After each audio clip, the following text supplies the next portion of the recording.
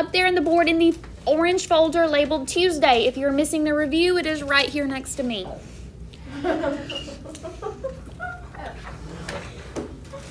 All right, now we are going to go ahead and start on our review. We're going to go over all of the odds. We're going to look at each section and talk about that. So for the first section, we have categorical and quantitative data. We're going to identify each variable as categorical or quantitative. So for the odds, hair color, categorical or quantitative? Categorical. Number of shoes owned. Quantitative. Job salary. Quantitative. Okay, so you just have to be able to identify what type of variable is each. Okay, now we have some questions involving two-way frequency tables. So you'll have to be able to fill in a frequency table given part of the data. So if we look at this data here, it says a survey asks students whether they have a pet and play a sport. Finish completing the frequency table below. So do we have enough information to figure out what goes in this box here? Yes. How do we do that? Subtract 20 and subtract Yep. 12 from 20. And we get, 8. all right, do we have enough information to figure out what goes here? Yes. What is that? 6 plus 14 is 20. Okay. What about here? Yeah. What goes there? 8 plus Just 12 plus 6 is 18. All right, now what is the total? 40. So now, we are looking at relative frequencies, okay? So these are us not necessarily calculating a probability, but we are just looking at the table and finding joint relative frequencies, marginal frequencies, and conditional relative frequencies. So a joint relative frequency of a student who has a pet and plays a sport. When we look for a joint relative frequency, we take the joint and divide it by the total. So student who has a pet and who plays a sport. The joint is where the two overlap. So what would that be? 12. So it would be 12 out of 40, which we can simplify to what? You can simplify it to what? 3 over 10. Or we could also leave that as a decimal, which would be 0.3. I would be okay with any of those. I would not, however, be okay with 30%. Okay? Unless I'm asking you to explain what a probability means, you won't use percent. Okay? Now, for number 9, we have a marginal relative frequency. So it is a marginal frequency if it is at the margins. Okay? So whenever we have a marginal relative frequency, we do the marginal over the total. So this one asks the students who play a sport. So what is the marginal total of the students who play a sport? 18. So the relative frequency would be 18 over, yep. And we can simplify that too, which that is the same as saying 0.45, I think. Yeah. All right. Now we have a conditional relative frequency. So a conditional relative frequency takes the joint and divides it by the marginal. Okay? So the conditional relative frequency is of a student who do not have a pet and does not play a sport. So first, how many students don't have a pet and do not play a sport? 14. So it would be 14 over how many do not play a sport? 22. 22. Okay, and that would be what we did here. So on the other side, it would be the number who has a pet and plays a sport divided by the number that plays a sport. Okay. So now we are going to look at probability events and sample spaces. So whenever we have a sample space, okay, we are looking at all possible outcomes. So whenever I ask you about a sample space, most of the time I'm asking you to list all the possible outcomes, okay? Unless it says how many things are in the sample space. Okay, that's just wanting the total. But most of the time it'll ask you to list the sample space. So if you have to list the sample space for 13, what would the sample space be for rolling one dice? 1, 2, 3, 4, 5, 6. All right. How many things in total are in that sample space? 6. Okay. For 14, for flipping a coin, what's the sample space? Heads and tails. Okay. Jagger, What? I heard that. No, we didn't say a cuss word. I said, oh shoot. Oh, that wasn't a shoot. All right. Now, the biggest sample space that I ever made y'all list out, and this is the biggest that you would have to list out, is for rolling 2 dice. Okay? Do what? That's the one that's, yeah, it's like 1 1, 1 2, 1 3, 1 4, 1 5, 1 6, and then 2 1, 3 1, 4 1, 5 1, 6 1. Okay? If you, unless it asks you to blatantly list it out, you do not have to, but you do have to sometimes use the sample space. Okay? So, yes. Are you gonna have it on the board during the time? I will not. Okay? So you need to be able to write it out. It is just all possible combinations. So if you want to put it on there, put it on there. Real quick. I'll give you a second.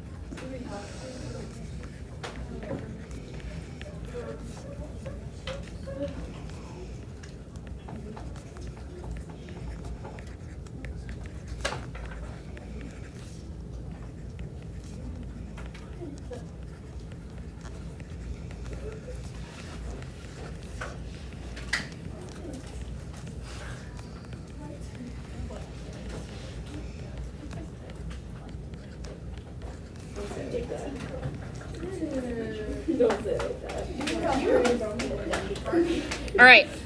So that is the full sample space.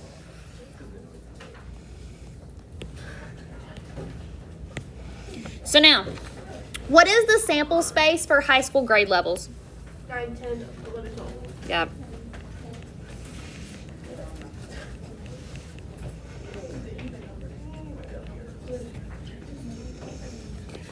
Okay, the next section is just about knowing whether or not a probability is possible. So can you have a probability of 0.75?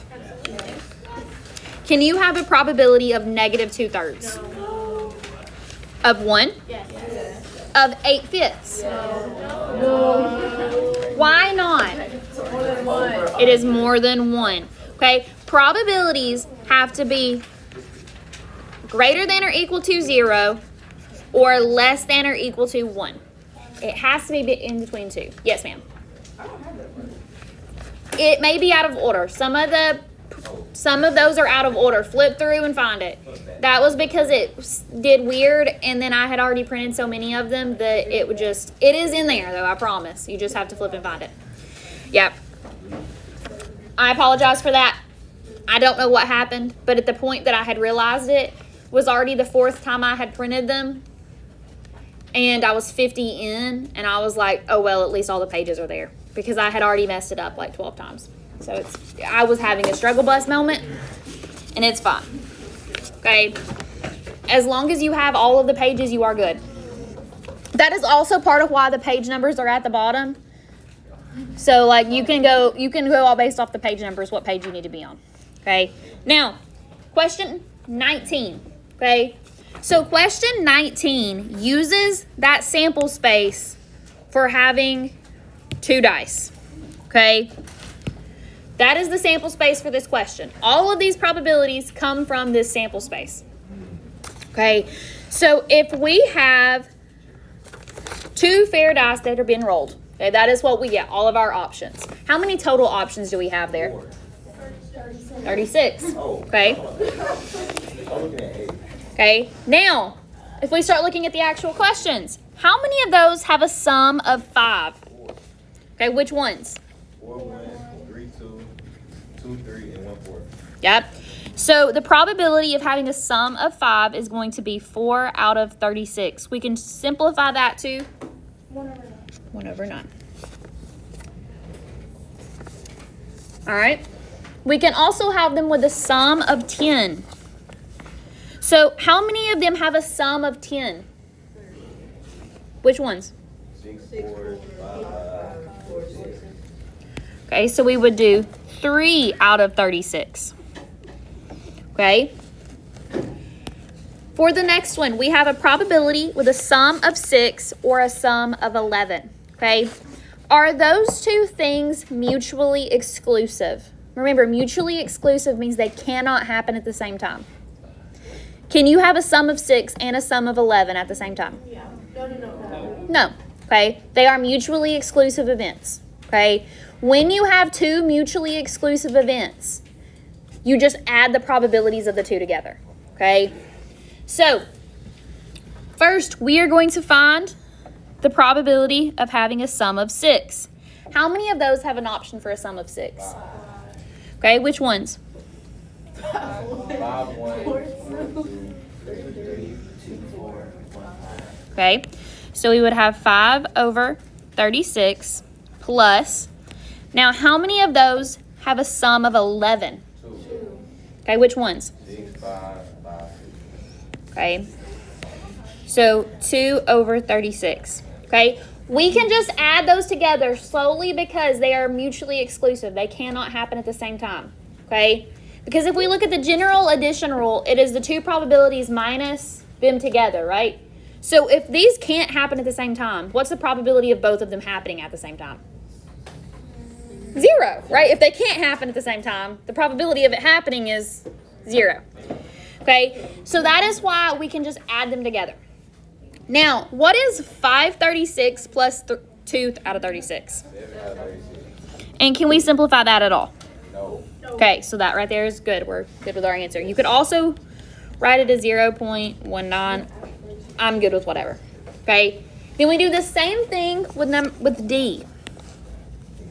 So for D, we have a sum of 4. How many of those have a sum of 4? Yep, 3, 1, 2, 2, and 1, 3. So it'll be 3 out of 36 plus. How many of them have a sum of 12? So we have 1 out of 36. What does those two things add up to? 436. That would be 1 out of 9. 1 out of 9. 9. Or you could do 0.11, right? Look in there. All right, now. 4. Oh, we didn't simplify B. What does B simplify to? See, they're not being open. There we go. All right, now. E and F both deal with a product. What does it mean to be if a sum is adding, what is a product? Multiplying. Okay? So how many of these multiply to give you 12? 4, Okay, which ones? 3, 4, 3, 4, 3, 6, 2, 6. All right, so 4 out of 36, which simplifies to? Okay, then we have how many that have a product of 6? 4, 1 and 6. Which else? 6, 1, 2, 3, 3, 2. So how many in total is that? Out of? There we go. All right, so that is how you use a sample space to calculate probabilities. Okay, now we are going to look at 20. We're not really going to do all of 20, but we're going to do part of 20. There's a few evens I want to touch on, and that's one of them. So it is about a deck of cards. How many cards are in a standard deck of cards? There are 52 cards in a deck of cards. How many suits are in a deck of cards? 4. So that means each card has how many of the same type of card? 4. There's 4 aces, 4 2s, 4 3s, 4 and so on, right? It's just a deck of cards. If I had to ask how many cards are in the card, I'll send you some. Are we gonna have? I'll go, how many cards are in a deck of cards? And everybody can go 52. It's easy, but knowing when. Well, now you do. All right. Everybody lost. What is the probability of drawing an ace? 4 out of 52. 4 out of 52. Okay. So what does that simplify to? 113.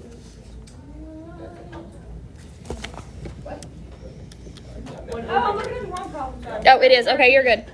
1 over 13. Yeah, I for some reason did not have 1 over 13 written down. What I was doing, I don't know. Ah!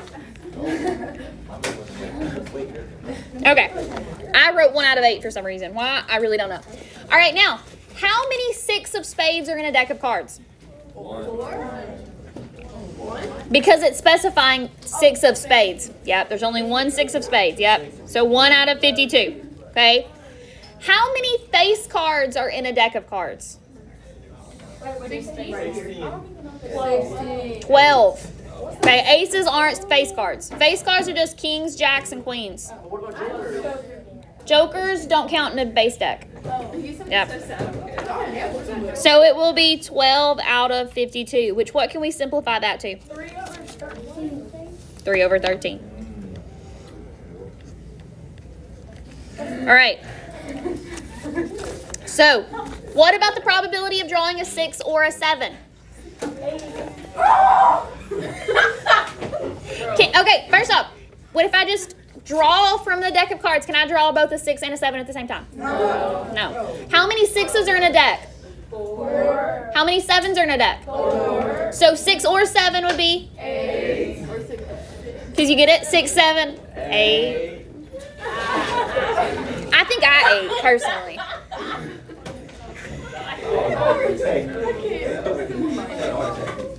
All right. 2 over 13. It is 2 out of 13.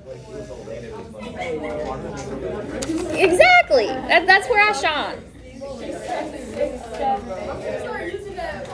Wait, how is 6, 7, 8? No. Somebody has the whole thing. It's 6, 7, then it's you 8. Like, or I 8. Oh, you're so funny. No, that actually, she died laughing for a second there. Anyways. Okay, we are going to move on to the next step. Okay. So our next table, okay, was a sample of students surveyed about having a job and participating in extracurriculars. So we had to fill in this table, okay? So how many people in total have a job? Okay. How many people have no job, but they do have an extracurricular? 14. Okay. How many people are there in total? 70. Okay. So this is the numbers we use for all of our probabilities below. Okay, we're going to do our odds together. Okay. So what is the probability of having a job? 30 out of 70. Yep. 30 out of 70, which we can simplify to 3 over 7. I would also accept 0.43. Okay. Then we have the probability of no job. What would that be? 4 over 70. 40 over 70. Which simplifies to? 4 over 7. All right, and I would also accept the decimal, but I'm not going to write that for all of them. Okay. Now, we have the probability of a job. What does that symbol mean? And.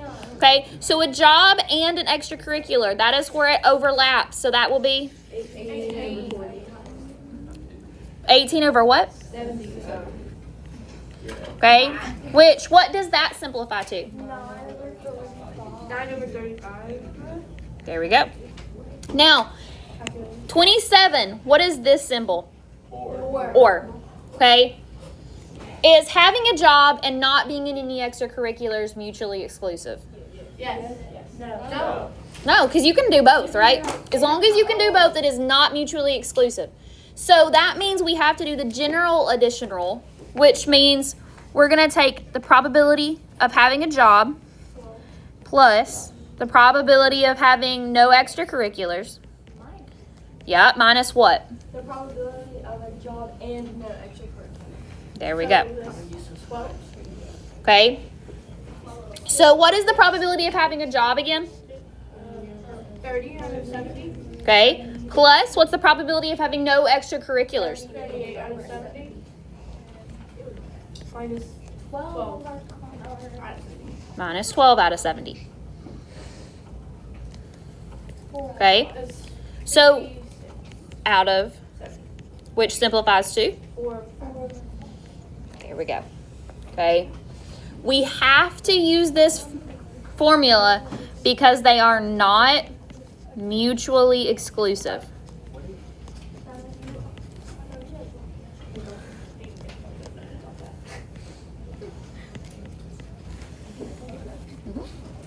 All right, now, is having a job and no job mutually exclusive?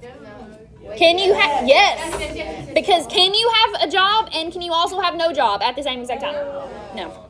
Okay, so these are mutually exclusive. When they are just mutually exclusive, all we have to do is what? Yep. Okay, so we'll do the probability of having a job plus the probability of not having a job. Okay, and it will add up to 1. What's the probability of having a job? 30. What's the probability of not having a job? 40. Which is 70 over 70, which is, all right. So remember, mutually exclusive means it cannot happen at the same time. Okay? Just 2 things that cannot be true at the same time. Okay, now we have 31 and 32. Okay, what do I read this symbol as? Given. Okay, so that is a conditional probability. So the probability they have a job given they are in extracurriculars. Okay, what we do is we take the probability of both and divide it by the probability of the given. Okay, so probability of both divided by the probability of a given. So what is the probability that they have a job and extracurriculars? 18 out of 70. Okay. What is the probability that they're in extracurriculars? Okay. Now, we talked about this in class the other day. What do you do when you divide by a fraction? So we have 18 over 70 times 70 over 32. What happens with those 70s? And so we just get 18 over 32, which we can simplify that to 9 over 16. 9 over 16. Okay? When you divide by a fraction, you multiply by the reciprocal. So it causes the 70s that are right here to cancel, just leaving 18 over 32. Yes, ma'am. When Jaylee gets back. All right. Now, okay, we're going to look at 33. Okay, so 33 is probability they have no extracurriculars given they have a job. Okay, so we have the probability of both divided by the probability of the given. Okay, so what's the probability of no extracurriculars and a job? What is the probability of just having a job? So what will happen with those 70s? Which makes the 70s? So we just get left with, which we can simplify. There we go. All right. Now, okay, 35. Question 35 says, are the events extracurriculars and no jobs independent, that's supposed to say, or dependent? Okay, then it says mathematically justify your answer. By adding in the line, mathematically justify your answer. Okay, that means we can't just guess. That means we have to prove it using one of the 3 formulas for independence. Okay, so remember, they are independent if they are equal. If they are not equal, they are dependent. Okay. Formula 1 is the probability of A times the probability of B is equal to the probability of A and B. 2 is probability of A is equal to the probability of A given B, or you can flip that around and do the probability of B is equal to the probability of B given A. Okay, so those are the 3 things you can use to prove independence. A lot of times you will have already found some of the things in there.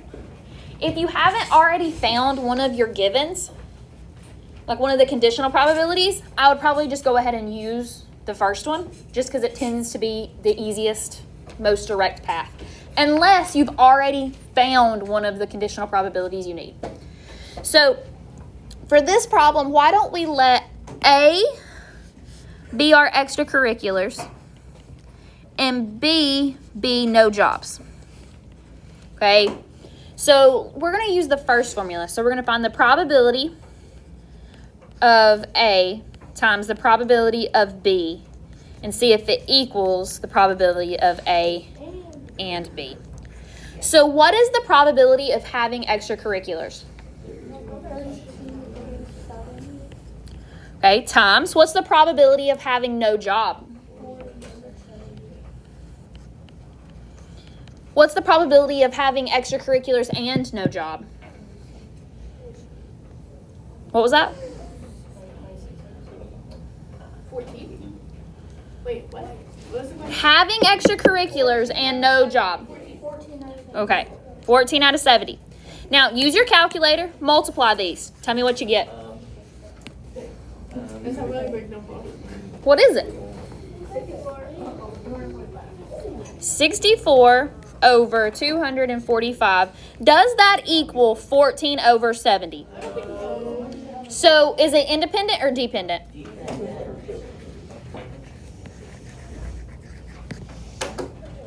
All right, so the two things are dependent. Okay, now we're going to go to page 4. It starts with a survey about gender and whether or not people can swim. Okay, this table is different. Okay, what is the total of this table? So that means all of these values are already written as, or not percents, but decimals, which means they are probabilities, right? So we are good to start. What is the probability that the males can swim? Yeah. Okay, because we have 0.61 minus 0.29, which gives us 0.32. What about this one? What goes here? 0.07? Okay. Now, what goes here? Kelly, you'll need to get your paper from yesterday, which is in the orange folder, and then grab your review from Friday. 0.33. Okay, what goes here? 0.62. So the paper from yesterday is in the orange folder at the top, and this is the review from Friday. All right, so from here, we're going to do our odds.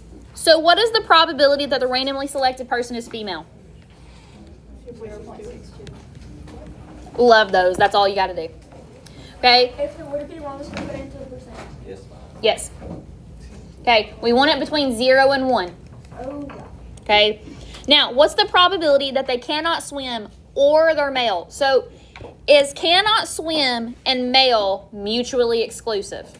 No. No, because males can swim and males can't swim. That's just, both is true.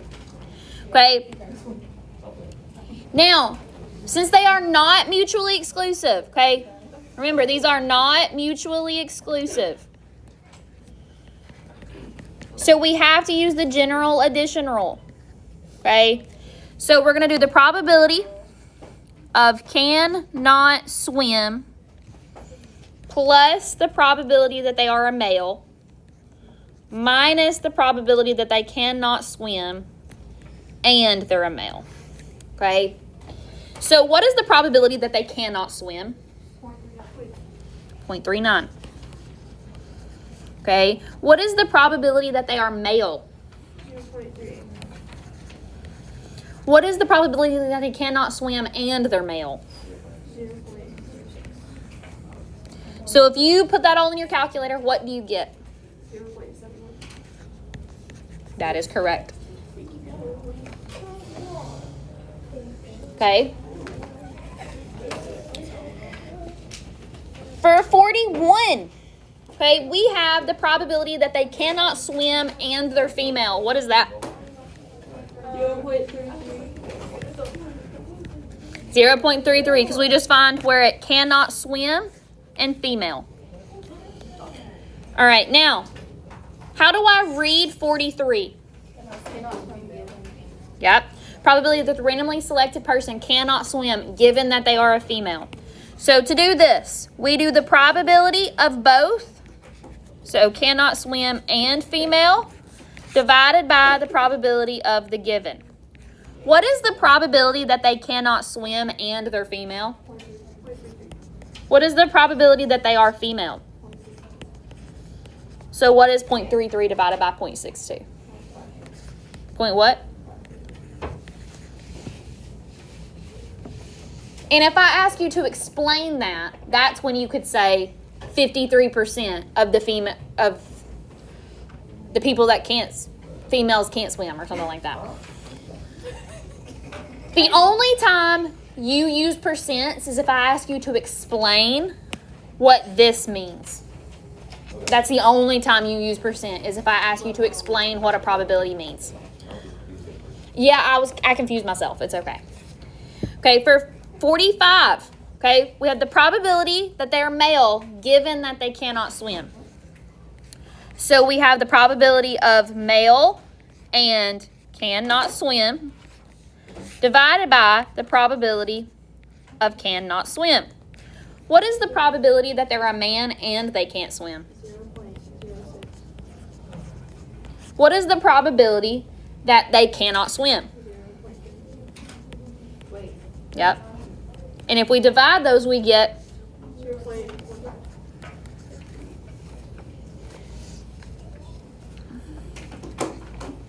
all right. Now we're going to look at 47. So we have the events male and cannot swim. And we have to figure out if they are independent or dependent. And we have to mathematically justify our answer. So what conditional probability did I just do? Male given they can't swim, right? Yeah. Did I not just do almost that exact same scenario? So I'm going to use that and I'm going to do the second equation. So we're going to have A, B that they're male, and B that they cannot swim. Okay? And we're going to do the probability of A is equal to the probability of A given B. So what is the probability that they're male? 0.38. What is the probability that they're male given they can't swim? 0.15. We just calculated that. If you've already calculated it, don't calculate it again. Did those things equal? No.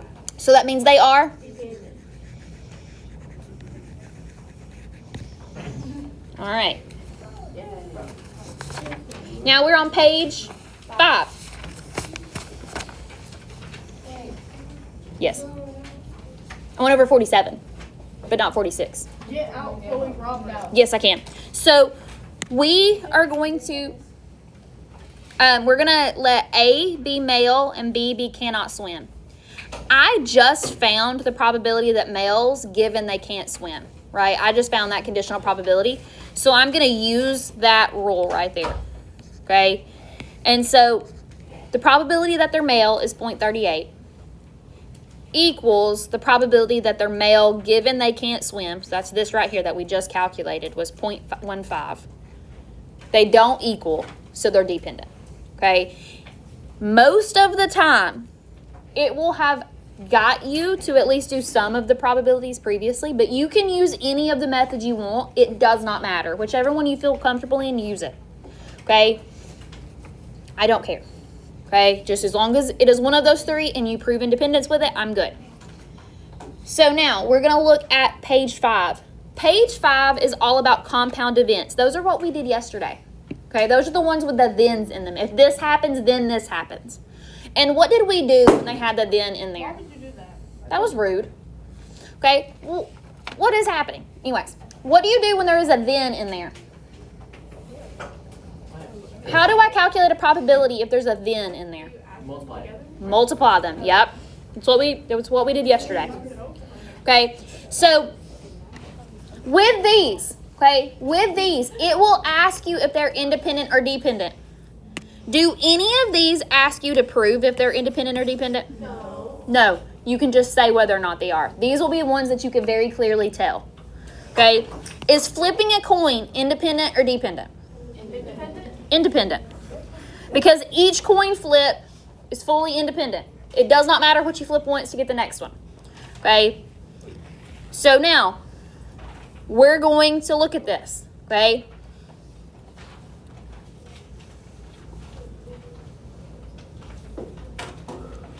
If we do, we're going to go ahead and look at 49. Okay? Is rolling a dice independent or dependent? Okay? So, what is the probability you roll a 3? Okay? Then means we're going to multiply. What is the probability you roll a 5? What is 1 times 1? 1. 6 times 6? 36. So the probability of rolling a 3, then a 5 is 1 out of 36. Okay?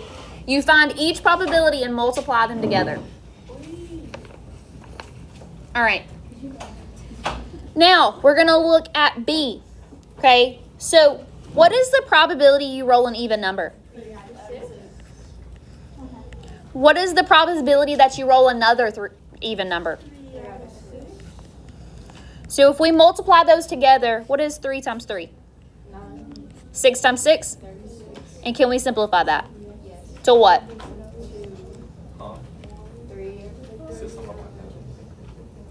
What do we simplify that to? That's not right. 1/4. Yep. All right. Then we're going to briefly talk about 50. Okay. For question 50. Okay. A box has billiard balls numbered 1 through 15. A ball is drawn, recorded, and replaced. So replaced right there is a key word. Means you take your hand, draw a ball, put it back. Does that change how many are in here? Independent or dependent? Independent. Because each time it's put back. If it's replaced, it is independent. Okay? Replaced lets it be independent. All right, then we're going to look at 51. Okay, for 51, we have 6 red pins, 4 blue pins, and 2 green pins. Okay, so a pin is drawn, not replaced. Oops. Then a second pin is drawn. So a pin is drawn, taken out, and then you reach back in there. Does that change how many is in here now? Yes. So is that independent or dependent? Dependent. Okay, that makes it dependent. So what would be the probability that we select a red? 6 over 6 over 12. Okay, then we have the then, so that means we multiply. What would be the probability that the next one's green? 2 over 13. Oh, I meant 2 over 11, sorry. 2 over 11. Okay, because it's dependent. So that bottom number is going to go down because we're taking out a pin. And then when we do this, we can either multiply them together first, then simplify, or I can simplify, then multiply. Because what does 6/12, what's that the same as? 1/2. So we have 1/2 times 2/11, which gives us 1/11. Okay. You can do that, or you can get 12 over 132 and then simplify it. I do not care. I need this part and this part. You can draw a cow here. I don't care. You just need this and this. Does that make sense? Okay. Now, we have the next one. What is the probability that the first pin drawn is blue? 4 over 12. 4 out of 12. What's the probability that the next one drawn is blue? 3 out of 11, because we took out a blue pin. What about the last one being red? 6 over 10. Okay, and I'm going to let you finish that one. Okay, I want us to talk about the next page, so hurry up and flip to page 6. Okay, and do not leave till I say something very important, okay? I will make sure you're out of here, but just don't get up and leave as soon as the bell rings if we're not done. Okay, for 53, okay, do y'all see how these give you pieces of the formulas?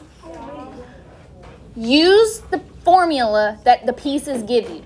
So for A, we already have the probability of A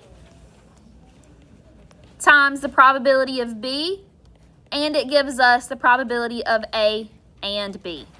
Okay? That's all we need. So we have 3/10 times 1/4 to equal 3/40. What is 3/10 times 1/4? 3/40. Does 3/40 equal 3/40? Yeah. So are they independent or dependent? Independent. Okay. Then for C, it gives you the probability of A, probability of B, and the probability of B given A. Which formula does that have the most in common with? So we're going to do the probability of B is equal to the probability of B given A. What is the probability of B? 2/5. What is the probability of B given A? 3/4. Do those two things equal? No. So they are? Dependent. All right. Now, 54, it says conditional probability.